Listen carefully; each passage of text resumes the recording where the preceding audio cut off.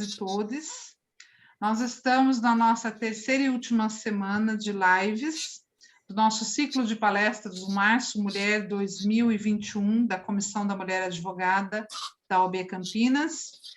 Nossa segunda palestra, e hoje nós temos a nossa VP, nossa vice-presidente, Luciana Freitas, que irá ministrar uma palestra super interessante, uma temática super atual. As pessoas que atuam na área civil, família e principalmente criminal, para os alunos que estão procurando temas sobre TCC, é um tema interessante que ela vai trazer. Eu agradeço a presença de todos que estão assistindo, dos alunos, professores, amigos, colegas, presidentes de comissão, a galera da minha comissão. Agradeço muito a Ana Carolina por ter feito hoje um videozinho convite para a palestra da Lu. Agradeço as nossas superpoderosas, Beatriz, Carol, Andressa e Miriam, pelo suporte que dão sempre para a gente. Agradeço o João Paulo de São Paulo, pelo suporte também, e por todo o apoio técnico, ainda mais com o tempo instável do jeito que está. Agradeço a presença dos nossos diretores, Cláudio Vieira, o nosso presidente, Daniel Blickstein, e passo a palavra para o nosso presidente. Muito obrigada. Obrigado, Fábia. Boa noite a todas, a todos. É uma alegria, uma honra participar de mais esse evento da Comissão da Mulher Advogada. Cumprimento também a Luciana Freitas, nossa vice-presidente palestrante de hoje, o Cláudio Vieira, nosso secretário-geral adjunto da subseção. Também justifico a ausência do Paulo Braga, do Ivan Castrese, nossos diretores. Também cumprimento os funcionários da OAB Campinas, da OAB de São Paulo, a todos aqueles que estão nos assistindo. Eu vi aqui que tem uma lista de muitos amigos e amigas aqui. Faço um cumprimento em nome da Raquel Tamassia, que está aí nos assistindo e vem exercendo aí de maneira brilhante a diretoria da CAASP, trabalhando incessantemente, incansavelmente na CAASP de São Paulo. Também trago aqui um abraço do presidente Caio Augusto Silva dos Santos, presidente da OAB de São Paulo, e agradeço a Ana Carolina Pazin, que foi quem fez esse anúncio hoje, que eu assisti nas redes sociais, e agradeço a ela agradeço na pessoa dela em nome de toda a comissão. A doutora Tatiana Peçanha está aí também, diz que tem perguntas incríveis para fazer hoje para a doutora Luciana, né? Enfim, desejar aí uma boa noite, um bom debate, agradecer pela realização que a comissão fez e faz durante esse mês e durante o ano inteiro, parabenizar. E, se a Fábia me permitir, quebrar um pouco o protocolo também, a gente fazer essa noite aqui em homenagem à sua mãe, dona Darcy, que nos deixou no começo da semana, mas deixou um legado de bons exemplos, de uma vida de valores muito importantes para todos nós. Então, queria registrar aqui hoje esse evento em homenagem a essa pessoa tão querida e que nos presenteou com a sua pessoa, né, Fábia? Como amiga, como advogada e como uma batalhadora também pelos direitos da mulher e da mulher advogada. Então, muito obrigado a todas vocês, a todos. Uma boa noite de debates e vou passar para o Claudião para que ele possa também dar uma palavra, viu? Obrigado. Boa noite a todos e a todas, e a todos, como diz a Fábia, né, Fábio? Eu quero, primeira coisa, agradecer a Fábia por todo esse tempo que ela está à frente da Comissão da Mulher e o trabalho que ela vem realizando durante todo esse empenho, essa comissão valorosa que todos os anos nos brindam com excelentes palestras. Semana passada nós tivemos palestrantes que eu muito admiro, não pude participar, né, mas já vi os vídeos. E hoje eu não podia, claro, perder essa palestra dessa mulher incrível que eu admiro tanto, que é a doutora Luciana Freitas, nossa professora Luciana Freitas, né? Quero agradecer também ao nosso presidente, o professor Dr. Daniel Blickstein, né? que é o nosso líder, que sempre nos orienta muito bem, conduz com maestria aqui a OAB de Campinas. Ele já fez a referência aos nossos colegas Ivan Castrezzi e o professor Paulo Braga, comandante, que não pode estar presente, mas que é uma honra ombrear com eles aí a diretoria da OAB de Campinas. Isso muito nos envaidece. Eu quero só fazer uma saudação, então, em nome de todos que estão aqui presentes, dos meus colegas de pós-graduação, que estão aqui nos prestigiando também, assistindo as palavras que a doutora Luciana vai nos orientar, vai nos trazer aí. Infelizmente, não vamos poder perguntar muita coisa para ela, só algumas perguntinhas mais fáceis, né, Daniel? Mas eu também gostaria de agradecer e homenagear aqui uma advogada que a minha mãe é fã, Daniel. A minha mãe é fã dela, fala sempre dela. Toda vez que fala com a minha mãe, ela fala assim: fala para a doutora Tatiana Peçanha. Falei, mãe, hoje não é a doutora Tatiana que vai falar, a doutora Luciana. Mas então eu deixo aqui um abraço da minha mãe, especial para a doutora Tatiana, e agradeço por ela também participar das nossas reuniões, das comissões, e todos os outros membros de comissões tão importantes da nossa subseção. Pessoal que eu já vi aqui, que são das prerrogativas, né, que sempre estão nos prestigiando e trabalhando incansavelmente em prol da advocacia campineira. Então, merecem toda a minha consideração e os meus respeitos sempre, esse pessoal da prerrogativa e de todas as outras comissões aí que engrandecem a nossa subseção, que aqui também se fazem presente. Não vou me alongar, porque é lógico, nós queremos ouvir o máximo possível a professora Luciana, que vamos, com certeza, aprender e saber lidar com essa coisa tão complicada aí, que é essa questão familiar, né, no direito de família, e que, né, é complicado, uma questão muito complicada, principalmente nessa época de pandemia, de isolamento que nós estamos vivendo. Então, vai ser um prazer poder ouvi-la sempre, viu, professora? Então, eu devolvo a palavra para a Fábia, né, nossa mestre de honra, com todo o carinho e respeito que você merece, Fábia. Obrigada, Claudião, obrigada pelas palavras, pela consideração. Obrigada, Daniel, pela homenagem à minha mãe. Me emocionou, obrigada mesmo. Gostaria de agradecer também que eu dei uma passada de olho, tem a Tati Peçanha, tem a TT, Tereza Zabala, tem o Rafael Santos, tem o Peter, enfim, tem vários amigos, vários presidentes, vice, na minha comissão também, Ana Carolina que está assistindo e outros que estão entrando, então gostaria muito de agradecer a presença de todos. E sem mais delongas, a nossa VP, com a temática que nós falamos, direito, família, tudo tal, mas acabei não expressando a temática. Em tempos de pandemia, como ficam a guarda e a alienação parental sob a perspectiva da mulher? Com a palavra, Luciana Freitas. Lu, é contigo. Olá, pessoal. Boa noite a todas, a todos.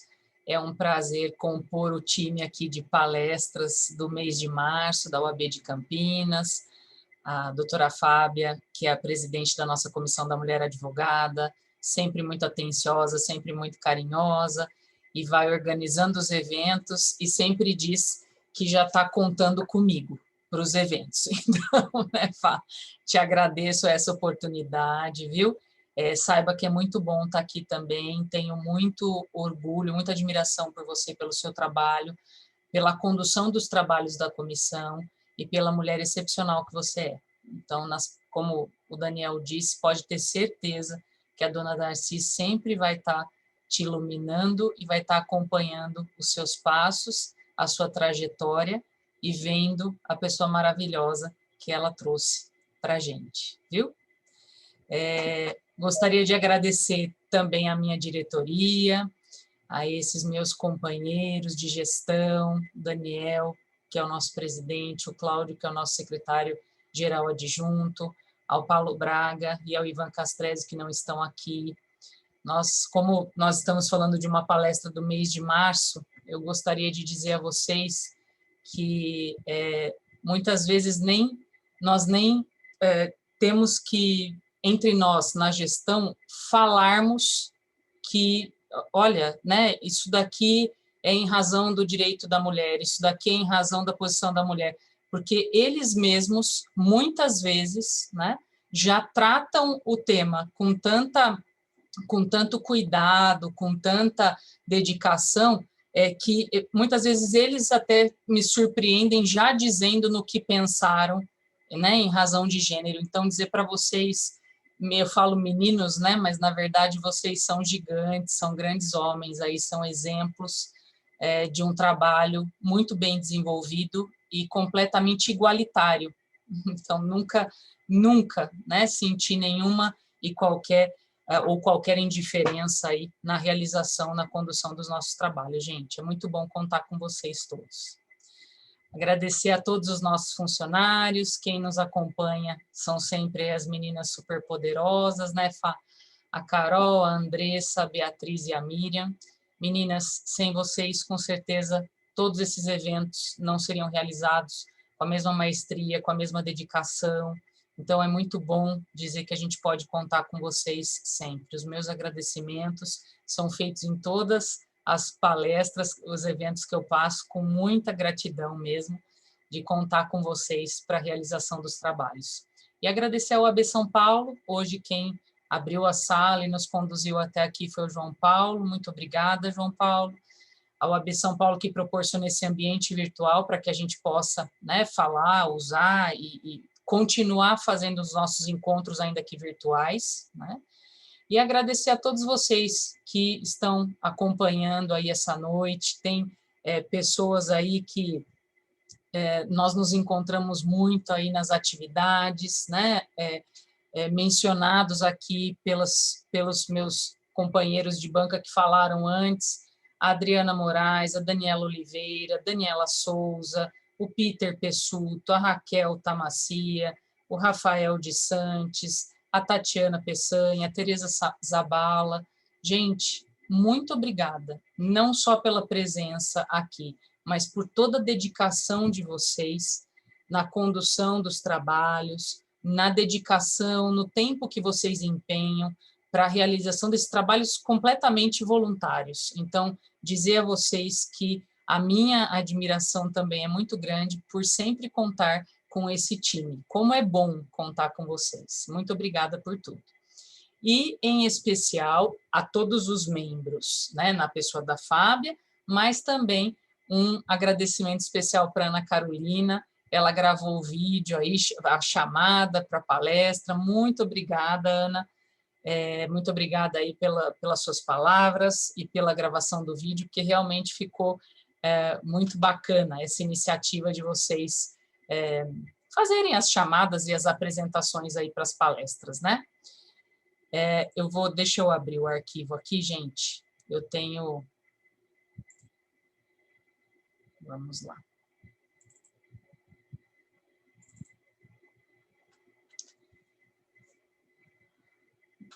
A cada plataforma que a gente vai mexendo, a gente vai nos habituando, né? A como mexer, né? Então, aqui vai. Estão conseguindo ver a tela? Estou compartilhando? Então, tá bom. Aí, acho que ela fica... Vamos ver aqui. Aí. Aqui eu sou Luciana Freitas, eu estou aqui na diretoria da OAB Campinas como vice-presidente, sou advogada aí há 25 anos, sou professora universitária também há 18, então essa mania de slide é mania de professor, né? E é mania de professor, porque daí a gente fica com um guia aqui na tela e consegue organizar melhor as nossas ideias, né?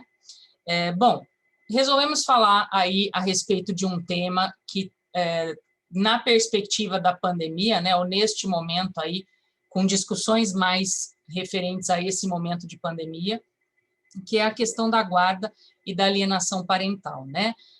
Duas importantes preocupações, nós continuamos falando muito, né, em isolamento, possíveis lockdowns, às vezes lugares que já praticam, que já estão praticando lockdown, então acabam sendo temas pertinentes aí ao direito de família, que estão sendo reavaliados, repensados, pelo menos no seu formato, né? Não é que a gente vai precise alterar alguma coisa sobre guarda, não necessariamente alienações parentais são cometidas, mas como a gente está falando em isolamento, como a gente está falando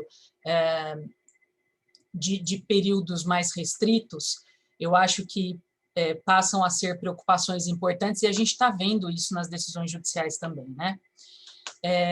Eu quis fazer apenas uma contextualização, gente, para lembrar o seguinte, que as observações a respeito de guarda, né, elas tiveram alteração. Na verdade, o Código Civil não veio assim, né? A gente teve um Código Civil praticamente natimorto no que diz respeito à guarda, né?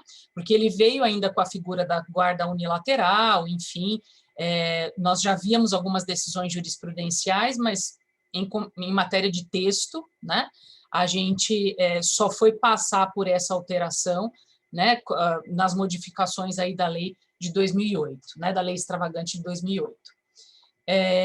Aí nós tivemos os acréscimos da figura da guarda compartilhada, enfim, e dessa referência, abandonando um pouco o termo visita, né, e usando essa referência de tempo de convívio com os filhos, né, e que os dois genitores, então, né, o código ainda se referindo a pai e mãe, né, que os dois genitores possam, então, fazer a divisão do seu tempo, possam dividir as atribuições, mas também participar da vida dos filhos de um modo mais integrado, né? A guarda unilateral parece que ela segmentava um pouco mais, né, essa perspectiva. E eu sempre digo que quando a gente quer atribuir responsabilidades, nós temos que fazer algumas previsões de permissões. A gente não pode imaginar uma figura de guarda unilateral e imaginar que a outra pessoa exigir da outra pessoa, né? Responsabilizações, convivências exemplares, se a gente não coloca atribuições para esse outro genitor, né, conduzir. Então, realmente, essa mudança era muito esperada, até porque o Código Civil não tinha, né, não havia contemplado o que já se discutia, né, há muito tempo. A lei fala em base de moradia, então a gente vai ver, porque segundo os dados atuais, nós estamos crescendo na quantidade de guardas compartilhadas. Tudo bem, bacana. Mas a gente tem uma base de moradia, né? A lei fala nisso. Uma cidade que seja considerada base de moradia, que, consequentemente, é o lugar de residência de algum desses genitores, né? Então, apesar de nós estarmos crescendo na questão da guarda compartilhada, pode ter certeza, pelo menos eu falo de experiência nos processos, que a base de moradia em geral, né, é o lar materno. Então, muito embora a gente até divida essas atribuições, né, a base referência para a criança muitas vezes é o lar materno.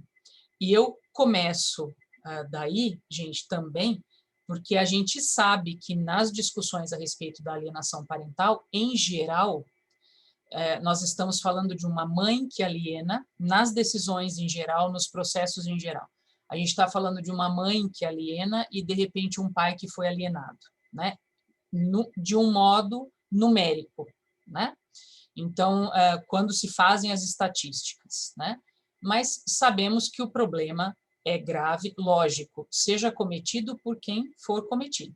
Mas, em geral, os números apontam essa dinâmica, por isso que eu estou fazendo a referência à questão da base de moradia, né? E um código, gente, que veio, como vocês bem sabem, e disse que ela pode ser, a guarda compartilhada, inclusive, né? Decretada pelo juiz. E então, não naquele formato, de repente, que as partes querem, né? Mas uma decretação vinda do juiz, por ele acreditar, de repente, né, no melhor modelo, enfim, que atenda às necessidades fáticas, e que atenda às necessidades específicas do filho. Eu acho que toda vez, quando a gente olhar para qualquer dos dois assuntos, gente, nós sempre vamos ver a referência de melhor interesse do menor, sempre, né? Então, acho que em termos de pandemia, que nós estamos dependendo muito, né, da tecnologia, acho que isso também precisa ser levado em consideração, né? Então, quando a gente entrar na casuística, a gente percebe o uso das tecnologias, né? Mas será que, de repente, todo mundo, né, todos os genitores vão ter essa preocupação ou vão ter essa atenção a essas necessidades específicas, né? Então, só para complementar esse tópico, essa minha observação sobre esse tópico, eu tenho processo judicial onde, por exemplo, o genitor estabelece contato com os filhos. Está sendo virtual, muitas vezes. Só que ele faz questão de fazer o contato no momento em que as crianças estão em aula, que também é virtual, né? Então, a gente começa a ter problema, porque a coitada da criança fica se debatendo se ela vai assistir aula ou se ela vai conversar com o pai, né? Então, creio que o mundo virtual acaba deixando a gente, de repente, meio sem essa referência, né? De que, muito embora nós estejamos em casa e estejamos usando muitos recursos virtuais, compromissos têm horários. Compromissos virtuais também têm horários, né? Então, isso tudo acaba interferindo quando a gente fala na convivência entre pais e filhos, né? Em vários, eu vou dizer isso porque, como um dos temas alienação parental, toda a base utilizada para a gente ter legislação específica veio dos estudos do Richard Gardner, né? Que é aí um professor, né, da Universidade de Colômbia, um professor universitário, que pensou sobre o tema, né? Mas que muitos, né, existe aí um certo mito em cima disso, né? Realmente, ele estudou vários casos, ele definiu algumas ideias, mas a gente não pode dizer, não podemos nos basear de que, muito embora a gente tenha a lei extravagante, a gente faça essa referência como, por exemplo, um CID ou um código de doenças, né? Então, quando a gente fala da alienação parental, quando ela está agravada a ponto de ser uma síndrome, isso, na verdade, foi um estudo realizado por esse professor que em nenhum momento foi reconhecido pela comunidade científica. Então, nós não temos nada codificado ou referenciado em distúrbios psiquiátricos ou no Código Internacional de Doenças, nada, né? Ainda.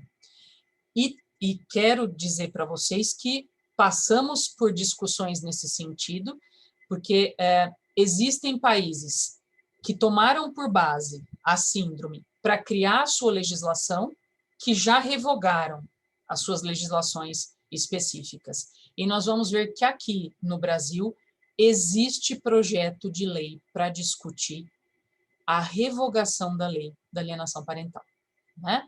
Então, muito embora nós tenhamos vários estudos a respeito, os próprios estudos do professor Gardner, muitas legislações questionam e às vezes dizendo que que as próprias medidas trazidas, né, nós temos exemplos, né, de medidas a serem tomadas contra o alienador na lei, que essas próprias medidas favoreceriam, de repente, outras problemáticas do núcleo familiar, né? Então, e por conta disso revogaram, enfim. E aí, como os Estados Unidos são baseados muito no common law, né, nos julgamentos, enfim, a gente tem aquela noção que isso já está muito discutido ou muito aceito em julgamentos realizados pelos Estados Unidos, quando não, né? Quando a gente faz o levantamento, muito pelo contrário, nós temos rejeições da síndrome de alienação parental em julgamentos feitos lá nos Estados Unidos. Então, usar como base essa síndrome para pensar nas hipóteses de alienação, né? Então, as alienações que chegassem a gerar uma síndrome, né? Toda essa discussão, muitas vezes, em muitas legislações, fez com que as leis fossem, talvez não fossem criadas e revogadas, ou então discutidas e rediscutidas, que é o que a gente está fazendo aqui no Brasil, né? Aqui nós temos uma lei, que é a 12.318, de 2010. Ela tem por base os estudos do professor Gardner, tá? E eu acho que em tempos de pandemia, ela vai... Isso daqui é um rol exemplificativo, né? E ela vai falando, obviamente, de situações que acabam acarretando consequências mais graves, outras que talvez as consequências sejam mais fáceis de resolver, né? Mas eu acho que em tempos de pandemia, o que a gente poderia comentar? O que nós temos como exemplo lá? A dificuldade no exercício da autoridade parental. Então, quando a gente fala da prática de isolamentos, né, é o convívio social. E esse convívio social que também é familiar, não é? Com pessoas da família. Então, eu acho que a dificuldade, o que a gente poderia salientar daqueles exemplos que estão na lei? A dificuldade do exercício dessa autoridade parental, a dificuldade de contato da criança ou adolescente com o seu genitor, e muitas vezes a dificuldade no exercício do direito à convivência familiar que já está regulamentado, né? Porque se porventura o processo está para ser analisado ou está caminhando, o juiz já se deparou com duas circunstâncias, né? Ter que resolver a questão da visitação neste momento e saber que ele está no meio de uma pandemia, né? Agora, e aí eu digo isso porque ele poderia pensar em situações especiais, né? Porque as visitas estariam sendo fixadas neste momento de pandemia. Mas imagina o que já está, né? Imagina o que já estava fixado. E, de repente, nós vemos reportagens e planos que dizem o quão importante é o isolamento, né? Essa restrição na circulação. E quando a gente fala de filhos que são filhos de pais separados ou, de repente, né, não é nenhuma questão de ter havido casamento ou convivência. Às vezes são pais que tiveram relacionamentos breves e têm as visitas, né, determinadas aí judicialmente. Então, como lidar com essas situações? Porque parar de circular também é parar de ir na casa de familiares. Então, como realizar isso, né, nesse contexto de visitação? E aí, o que eu quis mencionar que nós temos, gente, aqui passamos por essa discussão, tudo começou com uma reportagem do programa Fantástico, da Rede Globo, dizendo que muitas vezes que discutir alienação parental era uma coisa muito complicada, porque muitas vezes os genitores que estavam na companhia dos filhos eles acabavam trazendo a figura da alienação parental, porque se abusadores, né, aquele que fosse o abusador, por exemplo, o pedófilo, o abusador, conseguiria criar cenários de alienação parental para, de repente, estar mais próximo daquele ente familiar, filhos, né, ou outros parentescos, para estar na convivência com aquele filho, outro, né, ou parentes de outro parentesco, né? E aí isso era um favorecimento, e essa lei, e a crítica em cima dessa lei, né? Isso fez com que, naquela época, fosse apresentado no Congresso Nacional um anteprojeto, né, de lei, que tinha por objeto a revogação da lei de alienação parental, né? Que, na verdade, eu acho que eu acabei deixando aqui, gente, peraí, acabei deixando aqui aqui constou 2010, mas é 2018, né? Foi só no título aqui que constou errado. Então, um anteprojeto para que se falasse na revogação dessa lei, a partir de discussões como essas trazidas pela reportagem. Esse primeiro anteprojeto acabou encontrando uma não continuidade, o primeiro projeto, mas depois o PL 498, né, que veio dessa CPI contra maus tratos, né,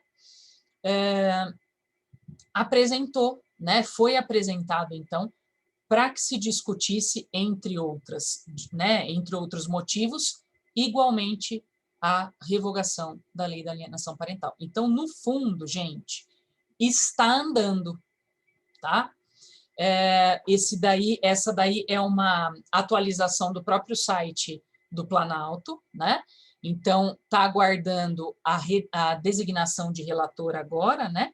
A partir, desde 17 de abril do ano passado, e, inclusive, nessa própria página, existe uma enquete, né? E o que a gente pode perceber? Como se fala aí nas estatísticas, né? Praticamente um empate técnico, né? Então, a gente vê pessoas opinando por sim, tem que revogar a lei, em 9.652 opiniões, e em não revogar a lei, enfim, em 9.997 opiniões, né, trazidas aqui para o site, tá? Então, a gente percebe aí que o tema realmente é polemizado, percebemos até mesmo numericamente, né? E eu quis trazer para vocês também para falar que existe, inclusive, essa enquete, né? A gente, quando está ligado ao direito, muitas vezes nos interessamos em participar, né, dessas consultas, dessas enquetes, dessas consultas, para que realmente a opinião pública seja externada de alguma forma, vamos dizer assim, né? Então, por isso que eu quis mostrar para vocês. O fato é que ainda está lá. Este segundo PL, né, ainda está lá. Gente, o tema ganhou tanta proporção e tanta discussão que o professor Rolf Madaleno, e eu acho que quando nós temos grandes pensadores, nós devemos trazer as ideias desses grandes pensadores, né? Tem discutido nas suas redes sociais, inclusive, eu creio, até fazendo um observatório sobre o tema, no termo autoalienação parental, né? Então, isso é uma criação dele, é um pensamento dele, e ele tem nas suas redes sociais trazido, né, essa referência dele e até mesmo perguntado, né? Olha, você já viu condutas como essas, né? Porque daí, de repente, a gente consegue compor, mais ainda, ilustrar, né, a doutrina e compor essa ideia de autoalienação, porque a gente sempre pensa no outro, né? Que é o que a lei traz. Um genitor, né, praticando a alienação parental do outro, né? Então, ele mesmo traz a figura da autoalienação, tá? Criação dele, dizendo o seguinte: podemos pensar em autoalienação parental? E ele fala sobre a conduta do genitor que se afasta dos filhos e atribui a culpa, né, a esse afastamento a um ex-cônjuge, a um ex-convivente. Na verdade, assim, ele toma atitudes que provocam essa alienação, né? E ele também contribui, acho que num caso mais grave, né, se nós pudermos levar em conta a síndrome, que essa criança, que esse filho, né, vai se sentir culpado, né, porque vai imaginar que, de repente, esse genitor está agindo de modo ríspido, está tendo uma conduta violenta contra ele, né, menor, em função desse cenário. Então, por que são pais separados? Porque ele tem aí as suas mágoas, o seu jeito de encarar, né, toda esse assunto, e de repente ele age dessa forma muito violenta e acaba afastando, porque o que o filho vai pensar?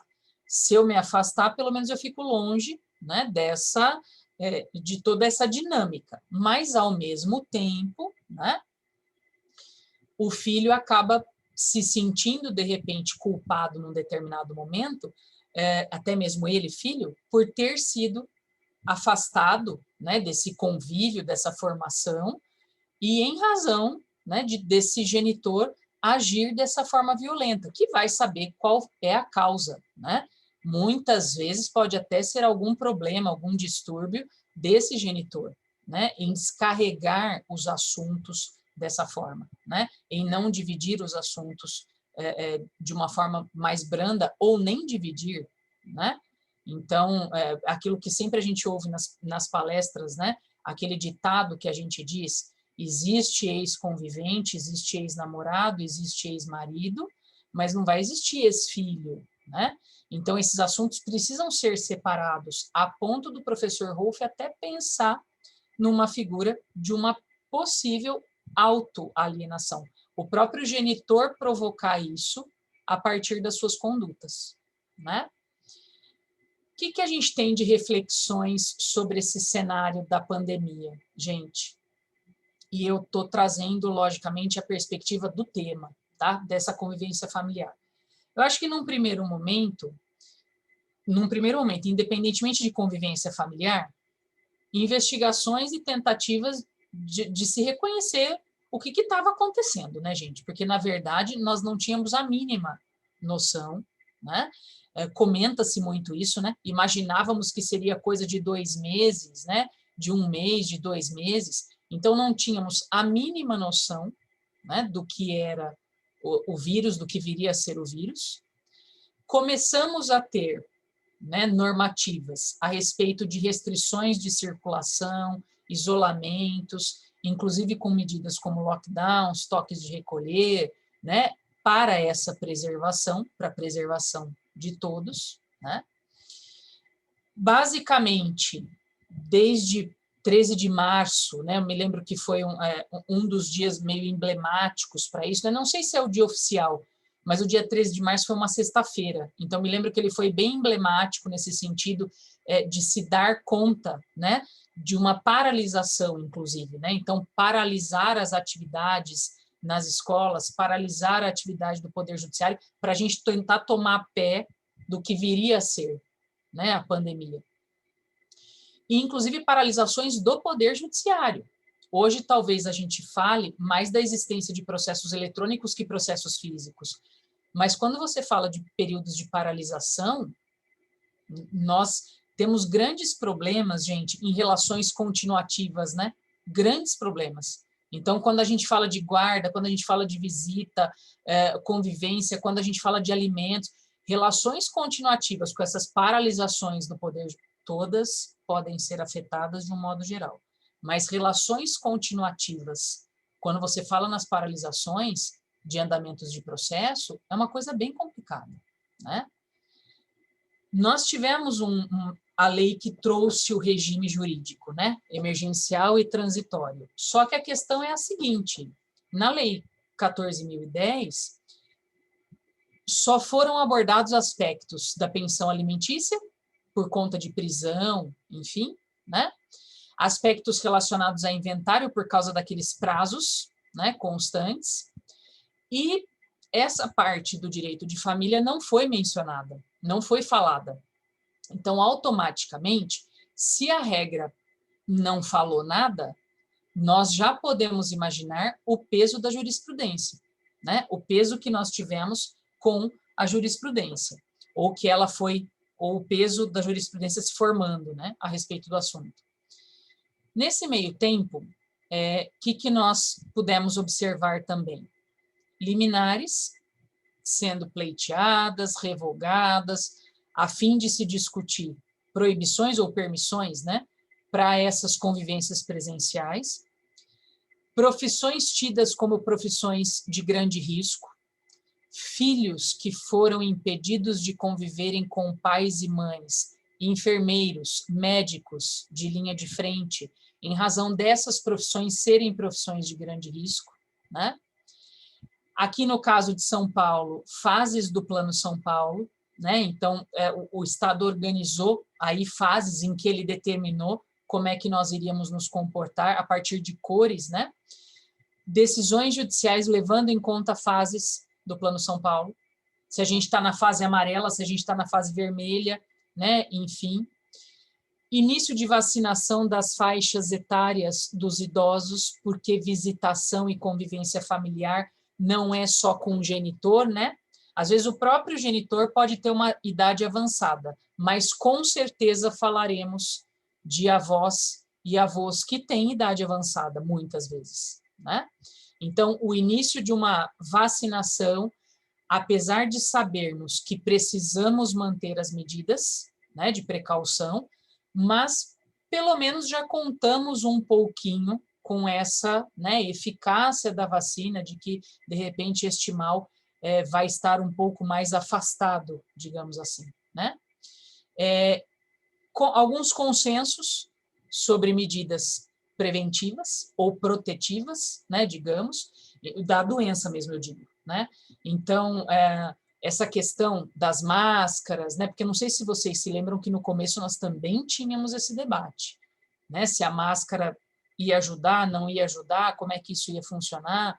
Então, alguns consensos e algumas conscientizações que passamos a ter, né? Através de regras mesmo, muitas vezes, né? E os tribunais começaram a pensar, num primeiro momento, em audiências de conciliação, sim, tudo bem, é um momento importante para o processo, mas quando a gente fala de convivência familiar, gente, uma audiência que é mais específica ou talvez que gere mais consequência, que são as sessões de mediação. Então, muitos tribunais começaram a pensar, né, na organização, nas regras, para sessões de mediações virtuais, né? Então, porque se a gente está tendo embate, se a gente está achando, né, que essa mãe não está querendo permitir uma visita por simples birra, né, ou, de repente, o genitor que faz a convivência, que faz as visitas, está praticando atos como, de repente, falar que a mãe é louca, né, que o genitor é louco porque quer que faça isso, quer que faça aquilo. Então, as sessões de mediação, muitas vezes, podem trazer um cenário favorável, ainda que virtualmente, né? O pode é no razão do virtualmente. Ainda que virtualmente, para as discussões importantes, já que está todo mundo com a necessidade do isolamento, né? Então, de repente, encontrar um ambiente virtual para poder fazer essas colocações, né? O que está acontecendo? Por que está existindo esse pedido para restringir visita, né? Genitor, você que faz a convivência, né? O que está acontecendo, né? Para que, de repente, o outro genitor coloque empecilhos ou queira discutir a situação judicialmente, né? Então, acho que a gente pode imaginar todas essas perspectivas de cenário para quando a gente fala, né, do nosso período pandemia, né? Eu quis trazer um pouquinho decisões que falavam, né, alguma coisa antes da pandemia e decisões que já abordaram o tema na pandemia, tá? Antes a gente tem aquela questão, as questões básicas que eram trazidas pela lei, né? Então, propriamente, existia uma convivência presencial, porque não era época de pandemia, né? Mas percebíamos aí algumas influências, né, que muitas vezes são estendidas aos avós, não só aos genitores, né? E começamos a ver decisões no sentido de reconhecer a alienação parental, né? Então, dizer que, de repente, aí ela precisava, né, a lei fazia sentido e tinha que tinha que se pensar na criação de uma lei, tinha que se pensar aí no uso, né, na aplicação dessa lei criada, enfim, né? Então, o quão foi importante pensar nessa lei. Então, víamos algumas decisões nesse sentido depois da existência da lei, né? Em 2019, momentos antes da pandemia, então imagine a situação se a decisão, se a forma de vida já estava assim, né?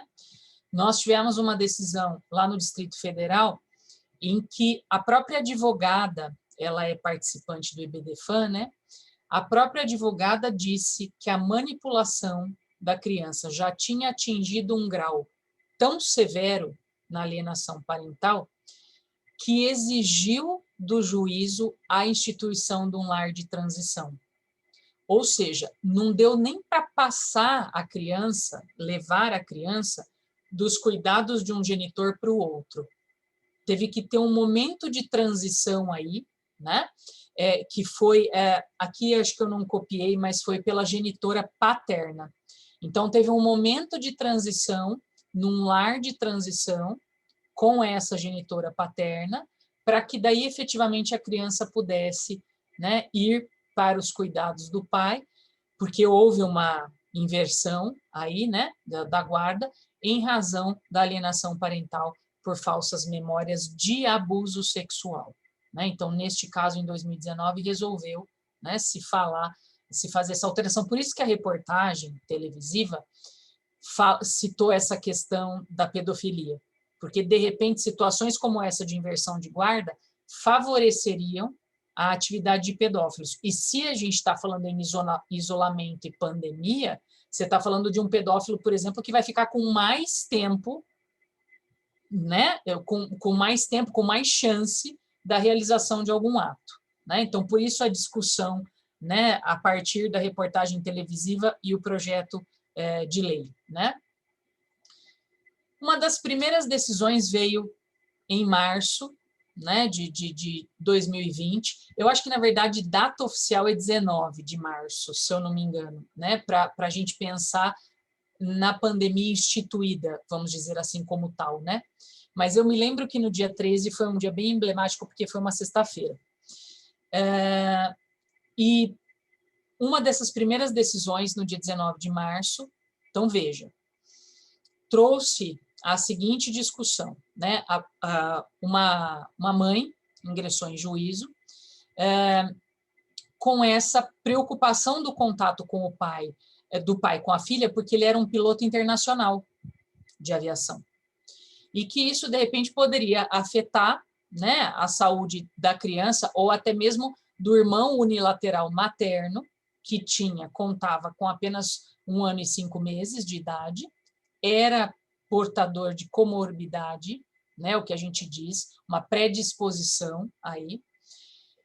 E nessa decisão também foi pensada na questão de que, não sei se estava próximo de algum feriado, alguma coisa assim, também se discutiu nessa decisão a questão da filha viajar para Bariloche, na Argentina, com ele, com o genitor, né?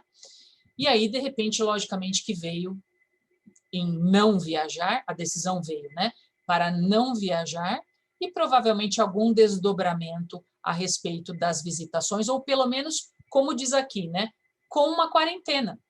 Né? Se vai ter a visitação presencial, e ele está vindo de uma viagem internacional, né, porque foi assim que o vírus foi se propagando, logicamente, né? Então, através dos territórios e das transições de pessoas, né, de um território para o outro. Então, pelo menos que fosse observada a quarentena. Né? Vai fazer visitação presencial, tudo bem, mas que pelo menos vamos determinar um tempo de quarentena para tentar afastar riscos. Né? Uma decisão de Cuiabá, também em 2020, o pedido era pela suspensão, e era geralmente, né? Os genitores geralmente que estavam com a guarda dos filhos entravam pedindo essa suspensão de convivência presencial, né? É que, na verdade, assim, começou assim, a suspensão de convivência, né? Em razão da situação pandemia. E aí os motivos vieram, por exemplo, como suspensão de aulas, né? Olha, nem para a escola a criança está indo, né? Então, tudo isso em função do bem-estar da criança e o melhor interesse do menor, enfim. E aí as decisões começaram a surgir nesse sentido, né? Então, já que a gente está longe, vamos nos valer de meios virtuais, né? Então, vamos unir esforços para meios virtuais, quer seja nas ligações de WhatsApp, áudios, né? Videochamadas, né? Vamos, então, intensificar, de repente, Wi-Fi, equipamentos, se pudéssemos falar disso, né? De intensificação, que se intensifique a fim de poder promover esses encontros virtuais, né? E sabendo disso, que a gente está diante de uma situação excepcional, né?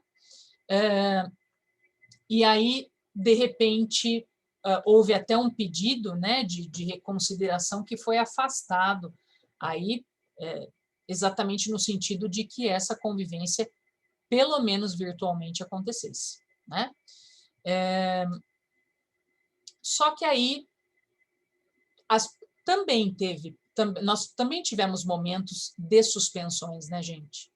Nós, inicialmente, antes da gente começar a pensar nessas vias alternativas, também se pensou muito em sobrestar, né? Suspender.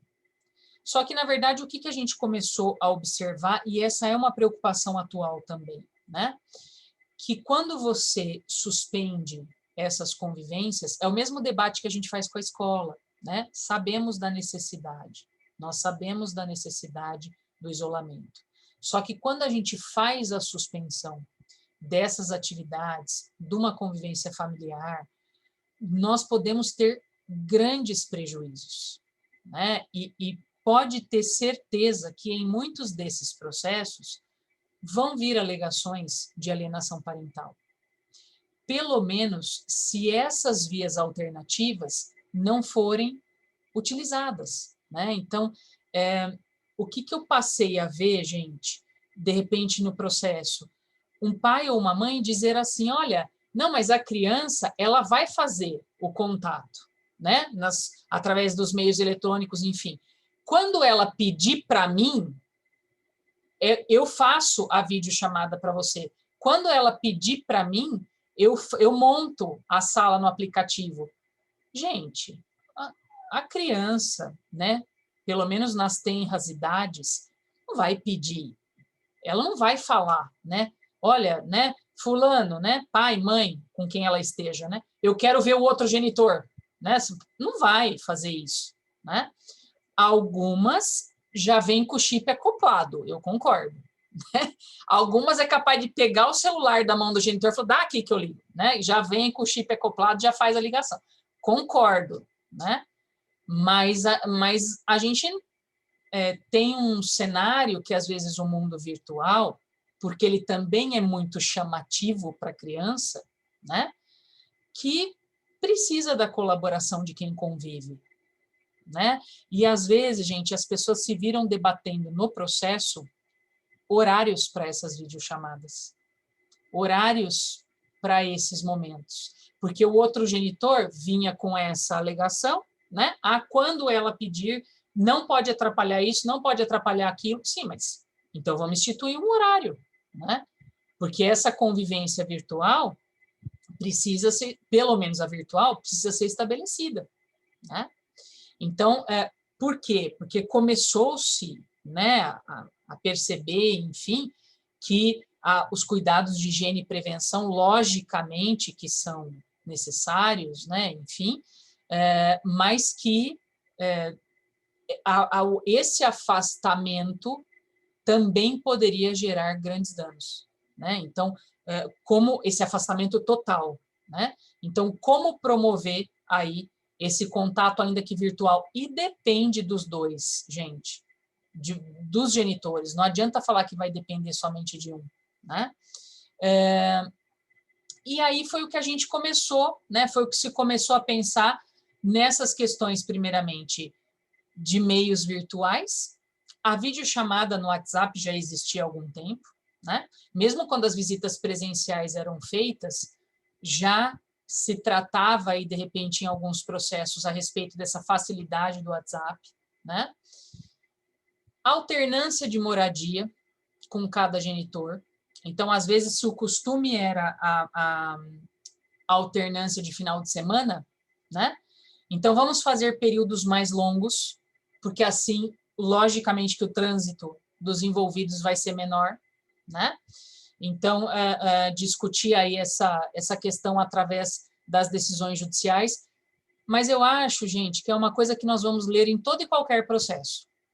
Depende do caso concreto, né? Depende da situação concreta. O que é ter uma profissão de linha de frente, né? O que é ter... de que forma vai ser esse contato virtual? Porque, afinal de contas, vai utilizar o celular do outro genitor? É complicado também, né? Logicamente que se for essa via, gente, que seja, né? Mas vamos dizer assim, um genitor pode obrigar o outro, né, que seja o seu telefone a ser utilizado, né? Então, será que os dois não poderiam converter, de repente, para ter um aparelho que propiciasse essa visitação e não atrapalhasse a vida de nenhum dos dois individualmente falando, né? Então, começamos a ter discussões impensáveis, né? Antes, porque antes esse tipo de contato acabava sendo mais rápido, né? Ou com menos frequência, vamos dizer assim, né? Eu procurei variar os tribunais, tá? Um juiz, um desembargador do Tribunal de Justiça do Acre, começou a dizer, fez essa referência, né, que muitos pedidos vinham no sentido de suspensão mesmo, né? Mas que eles começaram a pensar no quanto esse formato digital, no quanto essa videoconferência poderia favorecer, pelo menos, uma periodicidade diária até, né? Ou que seja, né, tinha uma visita na semana, alternado, né? E nesse momento, então, que se garanta essa visita semanal virtual, né? Para que esse contato não seja rompido, né? Pelo menos depois que a gente soube como conduzir as coisas virtualmente, né? A possibilidade de conduzir as coisas virtualmente. Ou então se pensar nas decisões para os processos judiciais, nas sugestões para os processos judiciais, numa verdadeira alternância. Se a criança conviver mais tempo com um genitor ou com outro, a gente diminui, né, essa circulação de pessoas. Então, de repente, ao invés de fazer as visitas quinzenais a cada 15 dias que não serão feitas, vamos dividir isso. Vai ficar um mês com cada um, né? Ou um período de 15 dias com cada um. Vamos alcançar, né, se é que eu posso usar essa palavra, né, gente? Vamos alcançar aí um bom senso, né, na hora de perceber como é importante essa convivência, desde que ela seja saudável, é óbvio, né? Em garantir essa convivência com os dois genitores para que a gente não passe por esses problemas relacionados à alienação parental, né? E que também não se contamine ninguém, né? Que se evitem essas contaminações, como foi dito naquela decisão, né, gente? Tem genitores que moram com avós, tem genitor da criança, tem genitores que possuem filhos de outro relacionamento. Então, ou seja, você começa a ter as famílias recompostas ou reconstituídas e, consequentemente, mais receio da contaminação, porque cada um vai ter o seu emprego, cada um vai ter a sua dinâmica de vida dentro do lar, né? Então, o doutor Fernando Nóbrega, né, disse, olha, algum formato que, de repente, permitisse a convivência, né? Talvez se a convivência fosse presencial, aquele casal nem pensaria num tempo maior de permanência com um ou com o outro. Mas já que estamos falando dessa circunstância, pelo menos pensarmos aí juntos em vias alternativas, né? E aí eu acho que vale a pena a gente dizer, e isso é estatisticamente, gente, né? Nós estamos no mês de março e eu acho que a gente precisa fazer um recorte para a situação da mulher na pandemia, né? Tem umas expressões que escritoras usaram, né? Elas escreveram um artigo, e na hora que elas vão fazer a referência, né? As mulheres, elas usam o termo cuidadoras do mundo, né? Porque durante muito tempo o machismo também faz isso, né? Essa construção machista também faz isso, né? Quem vai cuidar é a mulher, né? Então, do lar, da criança, das atividades domésticas. Então, ao mesmo tempo que isso se dá por conta do machismo, também coloca obrigações, muitas vezes, para a mulher, não compartilhando, né? Fazendo com que os homens, de repente, não participem, né? Das atividades. Ou até mesmo, elas dizem, nas escolhas das profissões, né? Então, elas falam, na enfermagem, na assistência social, vemos um número alto de mulheres, né? E aí, em tempos de pandemia, porque se a gente for pensar nessas profissões de risco, né? Com certeza pensaríamos que essas duas também têm grandes chances de serem, né? Enfermagem, com certeza, profissões de risco, né? Porque a pessoa está lá convivendo com o vírus, né? Que outras pessoas podem ter quando estão lá, né? Nos hospitais, internadas, enfim, né?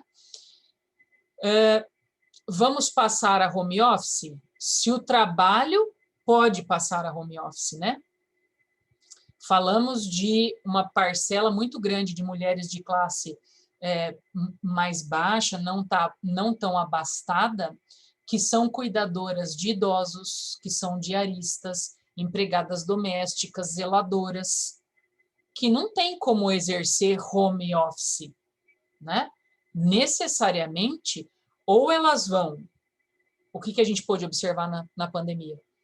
Ou elas vão ser inseridas em programas governamentais, que de repente vai diminuir salário, diminuir tempo de serviço, enfim, né? Ou elas vão ficar desempregadas, vão perder os seus empregos, porque vai se substituir de repente, né, por um outro formato que não dependa aí da presença da trabalhadora, né? Ou então precisam sair e enfrentar todas esses receios com relação ao vírus para poder trabalhar, né? Então, eu acho que quando a gente fala, não estou dizendo, porque logicamente que muitos homens também trabalham, gente, mas estou dizendo que, em geral, essas profissões são exercidas por mulheres. Então, como é que a gente vai fazer para fazer home office? Como é que uma enfermeira não vai estar em linha de frente, né? Especialmente se ela estiver trabalhando nos setores onde há o tratamento de pacientes com Covid. E aí fica muito fácil, né, você dizer que necessariamente existe uma alienação parental, né? A partir de conceitos assim, fica fácil falar, né, isso é alienação parental, imagina, né? Não, peraí, né? Não é assim que as coisas devem ser encaradas, né? Então, por isso que eu acho que aquela frase que a gente sempre lê nos processos, né, cada caso é um caso, eu acho que é bem por aí mesmo, depende, né? Depende qual é a atividade, depende a forma pela qual está exercendo a atividade, se realmente é possível exercer em home office ou não, né? E eu consegui dados do IBGE, gente, por isso aquela referência de fixar uma moradia, né? Em 166.000, né, 523 divórcios, tivemos até um número que está ficando mais significativo de guarda compartilhada, mas uma guarda unilateral ainda para a mãe em 65%, né? Tudo bem, uma guarda compartilhada em 25%, mas nessas guardas compartilhadas, se nós formos imaginar a fixação de residência, você pode ter certeza que a base de moradia, em geral, desses 25%, vai ser no lar materno, né? Sem contar outros lares, né? Não fecha esse percentual, né? Aí em 100%, Porque tem crianças que vão residir com avós, com avós, né? Então, com irmãos mais velhos, né? Então, esse cenário aí, a gente pode imaginar que existam, né, outras formações aí de moradia, né? Mas pode ter certeza que nas guardas compartilhadas, grande parte da base de moradia é com a mãe. 2019, mulheres que trabalhavam fora e também faziam as tarefas domésticas gastavam, em média, 8,2, né, horas por semana com essas tarefas. Hoje, segundo a Boston Consulting Group, fala-se em 12 horas. Né? Então, ou seja, praticamente, né, a gente fala na metade do dia, na metade de um dia, e muito mais do que isso, se você computar o descanso, né, que se sabe lá de quanto tempo vai ser dessa mulher. Então, muito mais tempo, né, de uma jornada aí que é duplicada ou triplicada. E esses mesmos estudos que são apontados pela Universidade Federal de Santa Catarina fala que geralmente as mulheres assumem 50% a mais dos cuidados com as crianças. Assumem de 10% a 30% a mais das atividades escolares. Então, assim, vamos acompanhar, né, a videoaula para ver o que está sendo falado, né? Já que está na videoaula, deixa eu te ajudar na lição, né? Então, com isso, né, eu acho que a gente pode... e até um recorte, acho que está no final, até um recorte que elas fizeram, que as mulheres negras acabam ocupando uma fatia maior de trabalhos informais. Tem essa também, né?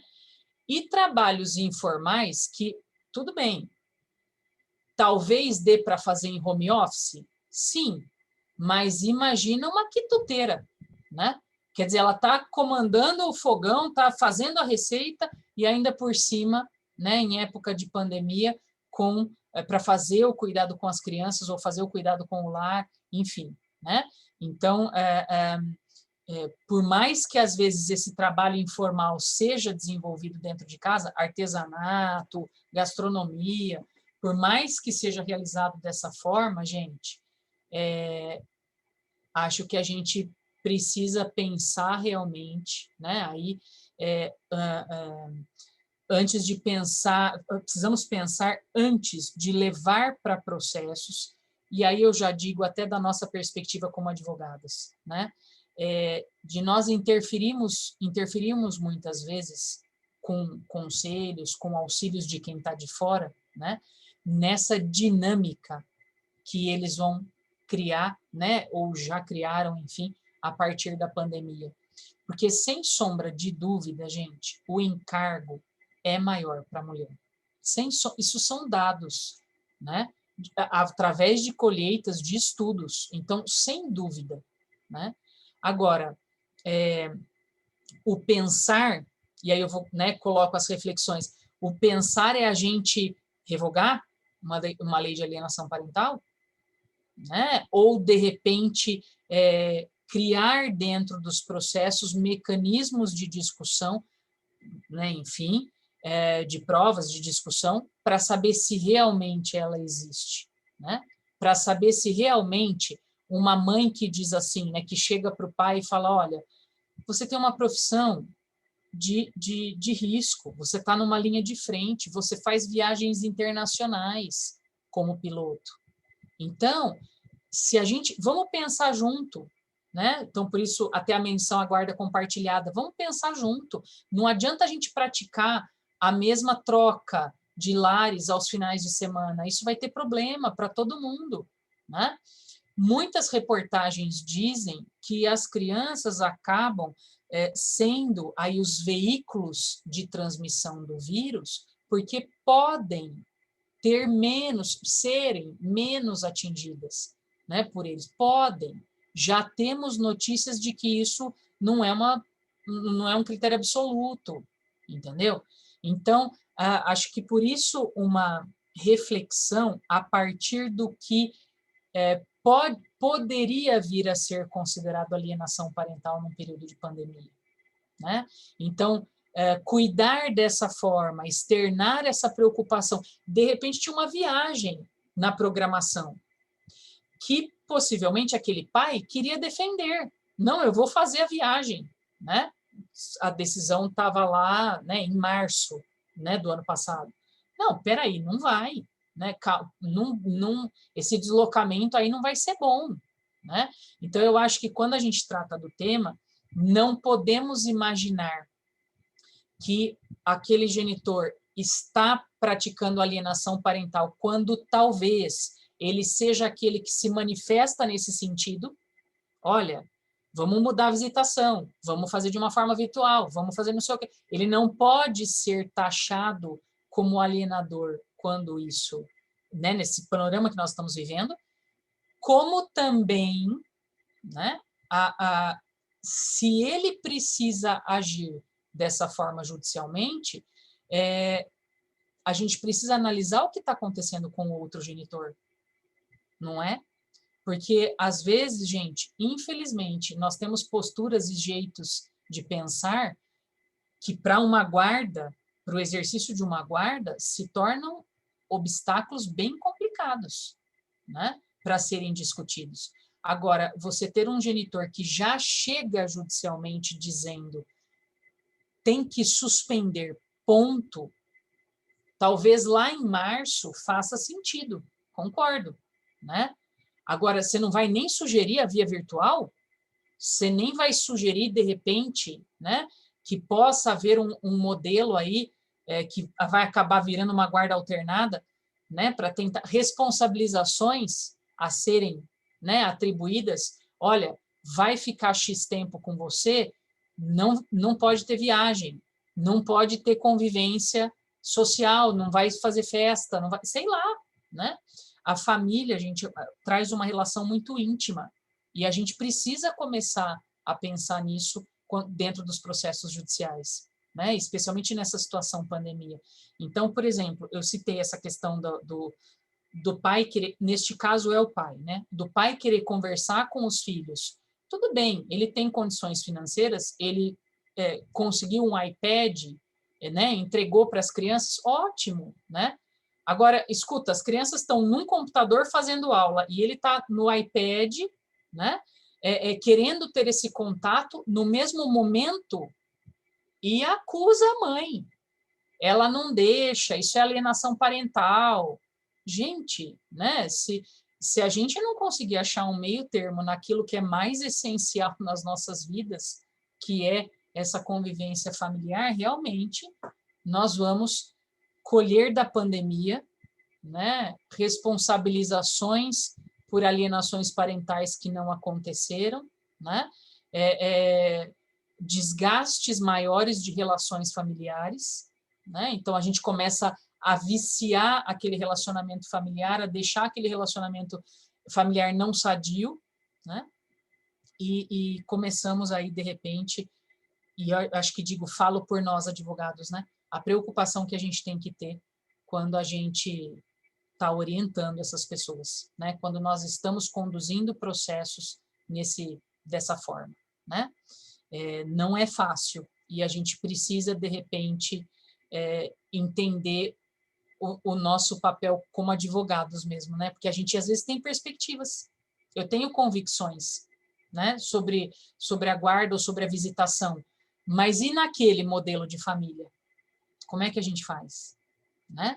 Então, acho que esse olhar atento do advogado e solidário do advogado é essencial para todos, né? Para o seu próprio cliente, para todos que estão no processo, e em especial para a criança, né? Sem sombra de dúvida, tá?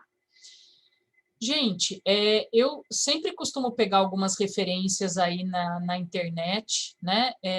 Tirei isso de uma experiência na música que tem no YouTube e de um site de psicologia que sugere 3 filmes a respeito de alienação parental. Alienação parental em época de pandemia provavelmente vai acabar sendo inspiração para filmes que venham, né, posteriormente. Mas o que a gente já tem, né? 3 filmes que tratam aí sobre esse tema, né? Um deles documentário, na verdade, né? Apontados por um site de psicologia. Então, a respeito da alienação parental e toda essa problemática que pode vir, né, a ser causada, e eu acho que a gente pode projetar para a vida em pandemia, né? E uma música lá de 2010, da época da criação da lei mesmo, e eu achei interessante porque o vídeo foi produzido por estudantes de audiovisual, salvo engano, acho que é da Bahia, eu não sei se é da UFBA, da Bahia, né? É um ritmo de rap, né?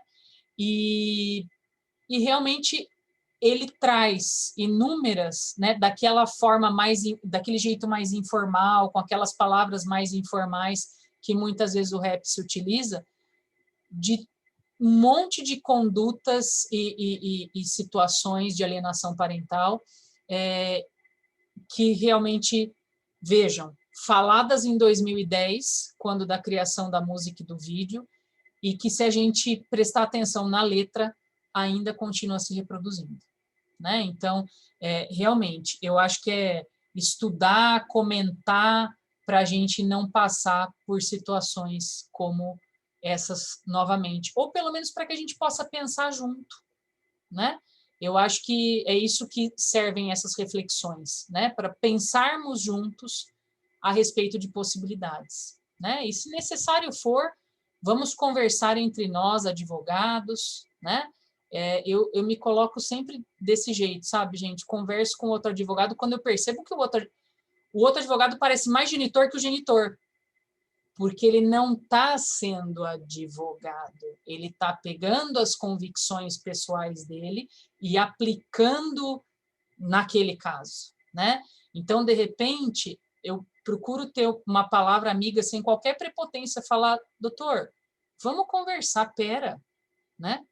O seu cliente tem uma visão sobre tudo que está acontecendo, o meu cliente tem outra, nós somos os advogados, né? Vamos conversar, vamos pensar juntos a respeito de possibilidades. Não, mas de jeito nenhum vai ser assim. Pô, mas então, o que o senhor quer? Uma decisão judicial que não vai ajudar para nada? Ninguém, né? Muito menos a criança. Então, eu acho que no direito de família, toda essa chance, toda essa possibilidade de discussão é sempre muito importante. Eu acho que a partir das decisões judiciais eu consegui aí fazer algumas reflexões, né, a respeito do que a gente está vendo, né, de embates no processo. E eu acho que isso é muito importante, gente, para que a gente não colha situações bem piores, né, num pós-pandemia, tá? Então, gostaria de agradecer aí, já falei demais, né? Mulher, professora e advogada, já falei demais aqui, né? Mas foi com todo carinho aí que eu preparei, me desculpem aí, de repente, algum erro de grafia, tá? Ou de referência de ano de lei, mas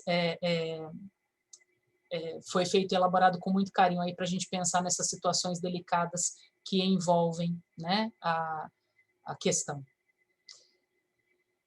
Muito obrigada a todos. Eu queria agradecer a Lu e abrir um aspas. Como eu conheci a nossa VP. Você lembra, Lu, como eu te conheci? Nós tínhamos um caso muito complexo, nossos clientes eram muito complexos, era época de vacinação, a CASP ainda ficava na Francisco Glicério, e nós estávamos na fila da vacinação, e a Lu chegou para mim, você não é advogado isso aqui? Nós temos um caso, a gente ficou conversando que a fila da CASP para vacinação dava volta, né? A gente ficou conversando, a gente solucionou, resolveu, cada uma conversou com seus clientes e fizemos um acordo. Coisa que a gente achava que era praticamente impossível, justamente pelos clientes nossos que eram muito... Bom, eles estavam vivenciando aquilo, toda a emoção fora da pele. Né? Estavam muito passionais naquele momento.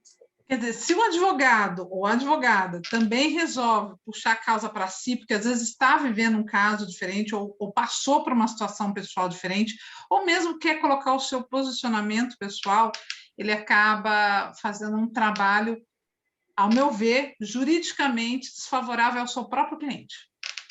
Sem dúvida, sem dúvida. Porque daí está atuando numa área que não é nem jurídica, seria psicologia, da qual a gente não tem nem informação, salvo os que tem, né?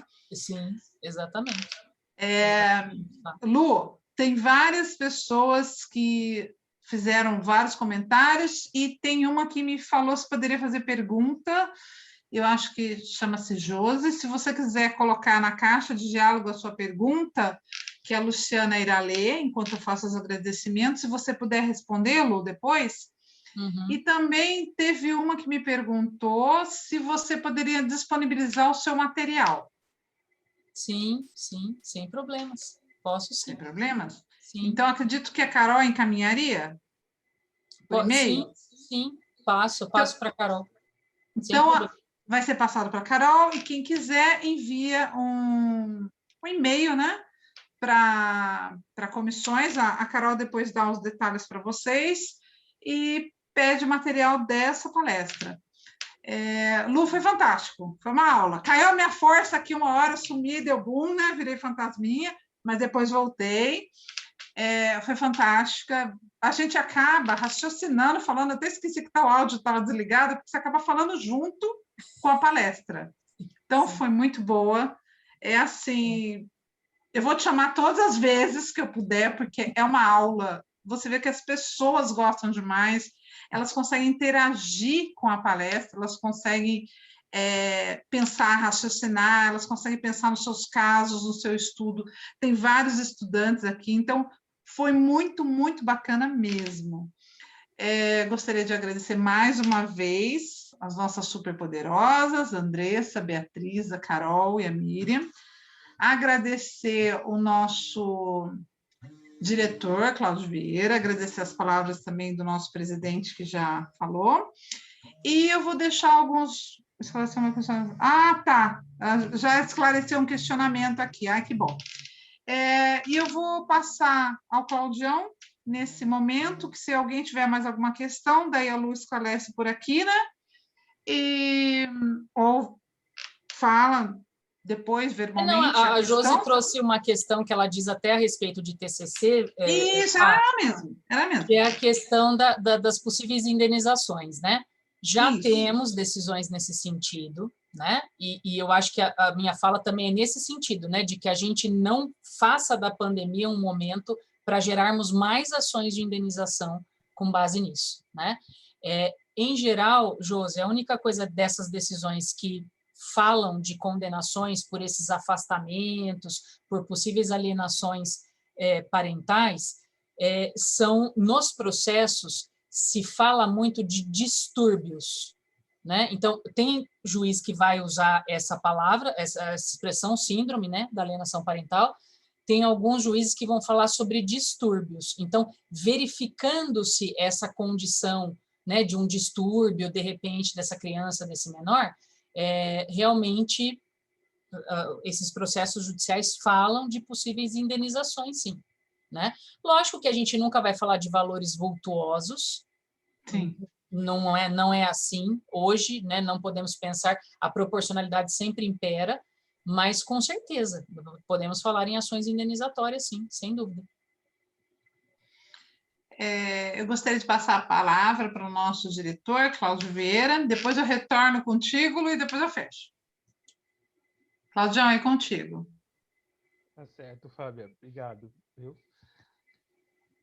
Agora vem as perguntas, Lu. Não, brincadeira. Excelente, é uma aula realmente que a Lu nos proporcionou, né, na noite de hoje. É um tema de reflexão. Nós precisamos, enquanto advogados, precisamos realmente refletir sobre o tema, principalmente agora, no mês da mulher. A gente, como você falou, a gente vê a dificuldade por que estão passando. A cada dia eu passo a admirar cada vez mais essas mulheres, tanto advogadas, as trabalhadoras, os filhos, que lutam por isso, e a gente tem realmente, na nossa profissão, que fazer a valoração, né, da mulher, temos que dar a voz a ela, é o momento realmente, porque só vai melhorar. Essa situação só pode melhorar com a atitude positiva do advogado, da advogada, dos profissionais do direito que atuam nesse processo. Então, essa reflexão valeu a pena a luz nos trazer isso. A gente tem que pensar realmente. Eu fico pensando, como ela falou, até nas crianças que vivem em condomínio, porque eu vivo num condomínio, eu vejo as crianças aqui, os pais que estão trabalhando na área de saúde.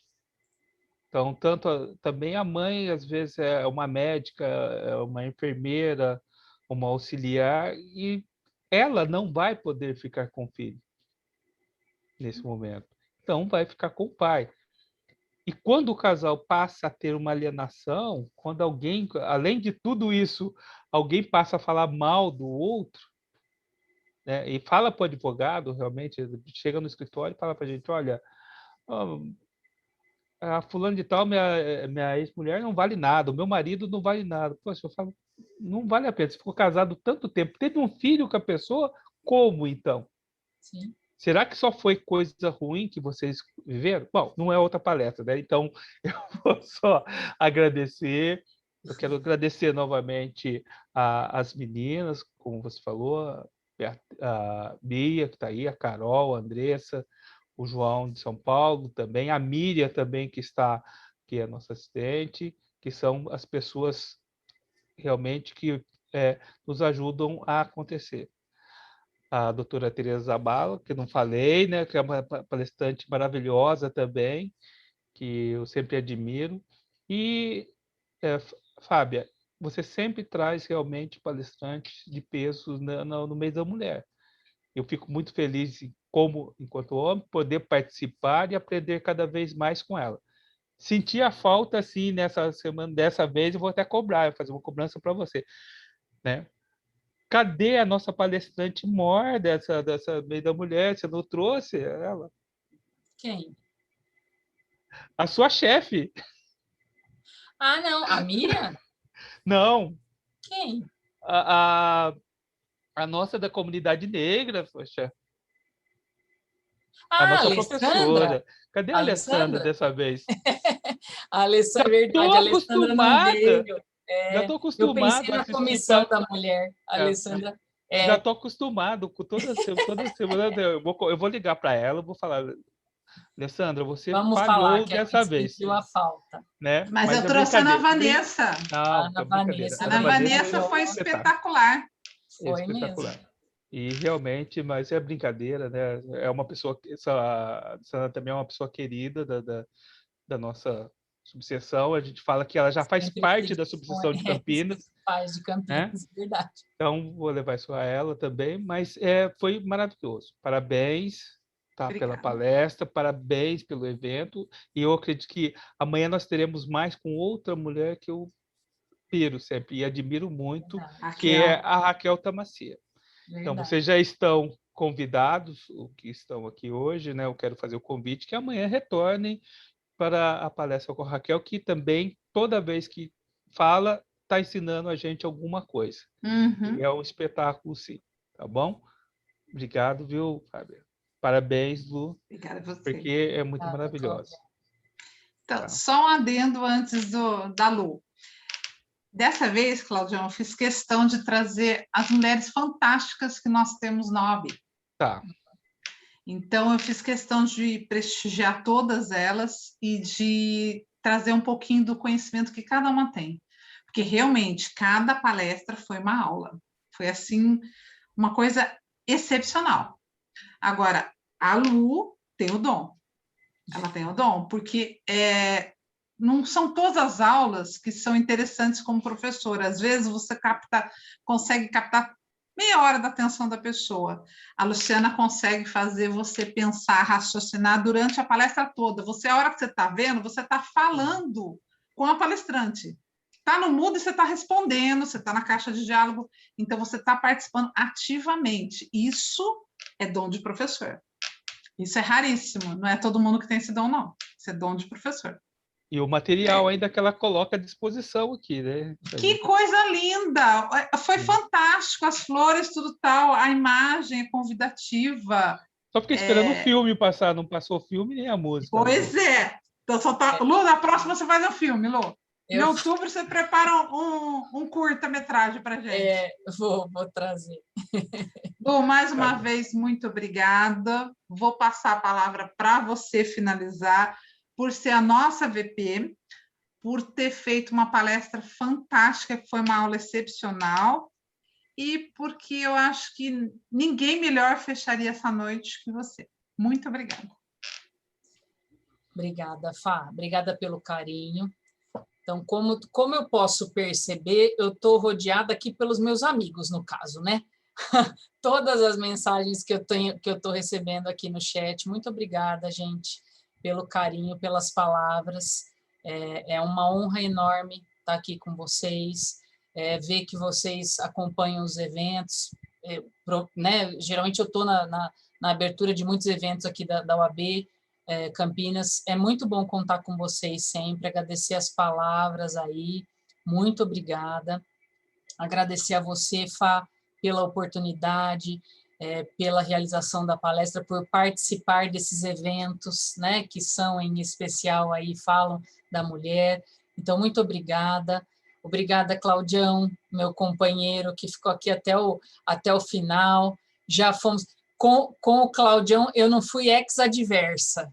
Eu indiquei cliente para ele e nós compartilhávamos a parte psicológica da cliente juntas, nas diversas áreas do direito, né, Claudião? Foi assim que a gente fez. Agradecer às nossas funcionárias, muito obrigada, meninas, muito obrigada aí por acompanhar a palestra hoje, agradeço enormemente o trabalho de vocês e a dedicação de vocês.